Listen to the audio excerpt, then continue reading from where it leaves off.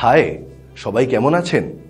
আজকের ভিডিওতে আসুন জেনে নিই কিভাবে ড্রাই নাইট্রোজেন দিয়ে এভাপোরেটর এবং কন্ডেন্সার পরিষ্কার ও ফ্লাশ করা যায়। উদ্দেশ্য, এই ভিডিও শেষে আপনি সক্ষম হবেন প্রথম, একটি প্রচলিত রেফ্রিজারেটর থেকে কম্পোনেন্টগুলি বের করে নিন। দ্বিতীয়, ড্রাই নাইট্রোজেন দিয়ে কন্ডেন্সার কয়েলটি পরিষ্কার এবং ফ্লাশ করুন। তৃতীয়, হট এয়ার গান দিয়ে কন্ডেন্সার এবং এভাপোরেটর কয়েল শুকিয়ে নিন। আসুন আমরা এই প্র্যাকটিক্যালটি করার জন্য প্রয়োজনীয় টুলস এবং ইকুইপমেন্টগুলি সংগ্রহ করি। ফ্লেয়ারিং ব্লক এবং ইয়োক 4.7 mm থেকে 16 mm এক সেট। সুয়েজিং টুল সেট বা মাল্টিপল টুল সব আকারের 1/4 ইঞ্চ থেকে 5/8 ইঞ্চি। হ্যামার বল পিন 220 গ্রামস একটি। মেজারিং টেপ 2 মিটার্স একটি। টিউব কাটার 3 mm থেকে 16 mm ডায়ামিটার একটি। স্প্যানার ডাবল এন্ড 4.7 থেকে 16 mm একটি। Cutting plier 200 mm। Nose plier 150 mm একটি। Screw driver 10 mm tip 200 mm length একটি। হট এয়ার গান একটি। Line tester 500 volt heavy duty একটি। Gas welding set একটি। Nitrogen regulator 2 stage hand shut off ভ্যালভের সঙ্গে একটি। ইনসুলেশন টেপ একটি। Sandpaper একটি। পদ্ধতি টাস্ক 1। প্রচলিত রেফ্রিজারেটরের অভ্যন্তরীণ পরিষ্কারের জন্য রেফ্রিজারেশন সিস্টেম থেকে এভাপোরেটর কয়েল এবং কন্ডেন্সার কয়েল বের করে নিন। স্টেপ 1। রেফ্রিজারেটরের ইলেকট্রিক্যাল পাওয়ার সাপ্লাই ডিসকানেক্ট করুন। স্টেপ 2। রিলে কভার ক্লিপ সরান। স্টেপ 3। কম্প্রেসর টার্মিনাল থেকে আস্তে আস্তে রিলে টানুন। স্টেপ 4। টর্চ ফ্লেমের নাগাল থেকে ওয়্যার হারনেস অ্যাসেম্বলি দূরে রাখুন। স্টেপ 5। সার্ভিস সিলিন্ডারে রেফ্রিজারেন্ট পুনরুদ্ধার করুন। স্টেপ 6। আশেপাশের সমস্ত রেফ্রিজারেন্ট গ্যাস যদি থাকে তবে বেরিয়ে যেতে 5 মিনিট সময় দিন। স্টেপ 7।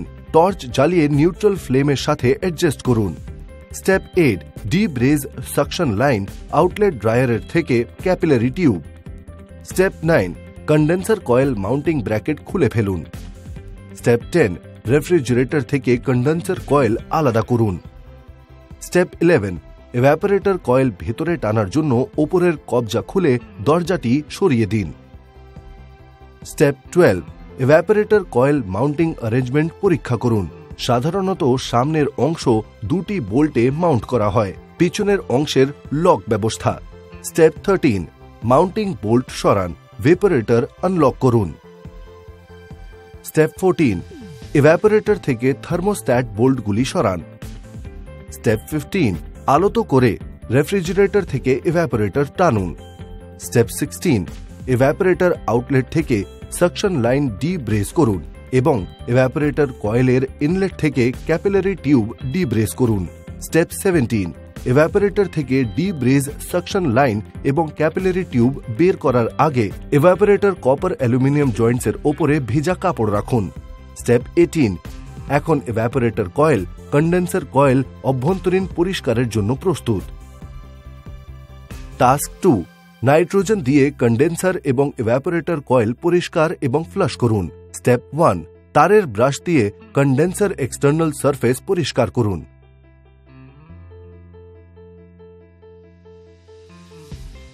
স্টেপ 2।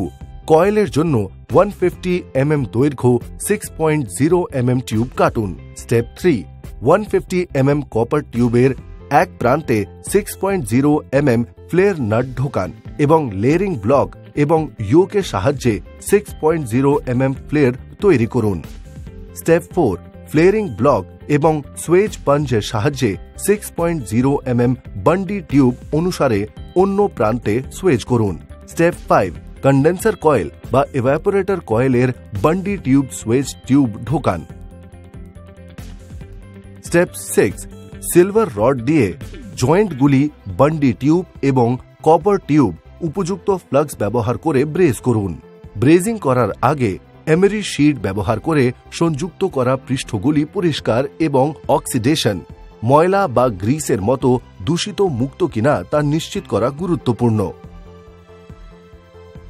সাধারণত রেফ্রিজারেশন সিস্টেমে পাওয়া বিভিন্ন উপকরণ ব্রেজিং এর জন্য ব্যবহৃত সাধারণ ফ্লাক্স। সেগুলো হল কপার থেকে কপার, কপার থেকে অ্যালুমিনিয়াম, কপার থেকে স্টিল, অ্যালুমিনিয়াম থেকে অ্যালুমিনিয়াম এবং অ্যালুমিনিয়াম থেকে স্টিল। স্টেপ 7, জয়েন্টটি সিলভার রডের সাথে সঠিকভাবে লাগানো নিশ্চিত করুন। স্টেপ 8, ছোট আয়না দিয়ে চেক করুন বিপরীত দিকটিও সঠিকভাবে ঢেকে রাখা হয়েছে। Step 9, flare nut 6 mm straight ইউনিয়নটি কানেক্ট করুন।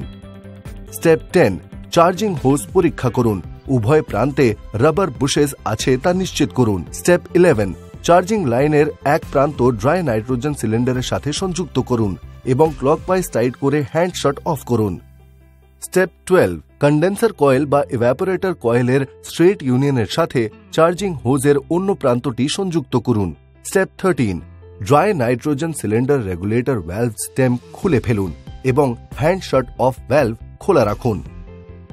স্টেপ 14, সিলিন্ডার চাবির সাহায্যে nitrogen cylinder valve anti clockwise স্টেমটি ক্র্যাক করুন। স্টেপ 15, নাইট্রোজেন সিলিন্ডারের প্রেসার পরীক্ষা করুন।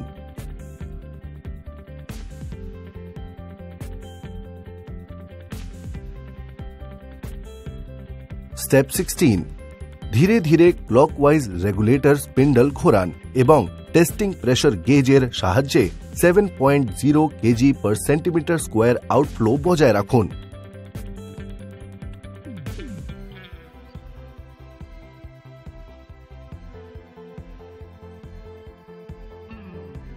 স্টেপ 17, কন্ডেন্সার আউটলেটের ওপরে আপনার হাত রাখুন। স্টেপ 18, আপনার আঙ্গুল ছাড়ার চেয়ে আপনার আঙ্গুল দিয়ে কয়েক সেকেন্ডের জন্য আউটলেটের মুখ বন্ধ করুন। স্টেপ 19, ওপরের পদ্ধতিটি পুনরাবৃত্তি করুন যতক্ষণ না সর্বোচ্চ 5 মিনিট সমস্ত দূষণ বেরিয়ে আসে।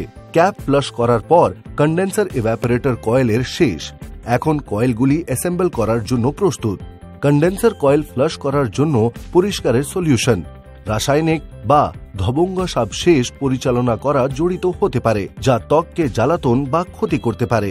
গ্লাভস পরা একটি শারীরিক বাধা প্রদান করে যা এই পদার্থগুলির সংস্পর্শ থেকে আপনার হাতকে রক্ষা করে, ত্বকের জ্বালা, কাটা বা ঘর্ষণ হওয়ার ঝুঁকি হ্রাস করে। টাস্ক 3, হট এয়ার গান দিয়ে কন্ডেন্সার এবং ইভাপোরেটর কয়েল শুকিয়ে নিন। স্টেপ 1, ডায়াগ্রাম অনুযায়ী নাইট্রোজেন সিলিন্ডার কানেক্ট করুন। স্টেপ 2, এয়ার এন্ট্রি এড়াতে শুকানোর সময় নাইট্রোজেন পাস করার জন্য রেগুলেটরে 0.5 kg/cm² রেগুলেট করুন। স্টেপ 3, হট এয়ার গান সুইচ অন করুন।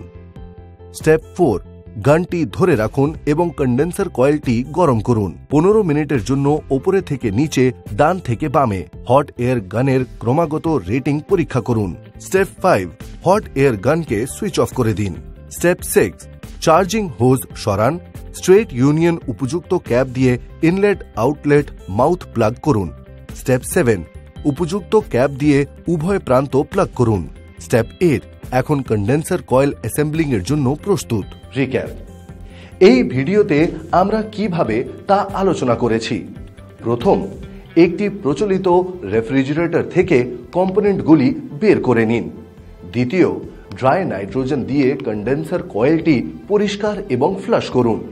তৃতীয়, একটি হট এয়ার গান দিয়ে কন্ডেন্সার এবং ইভাপোরেটর কয়েলস শুকিয়ে নিন।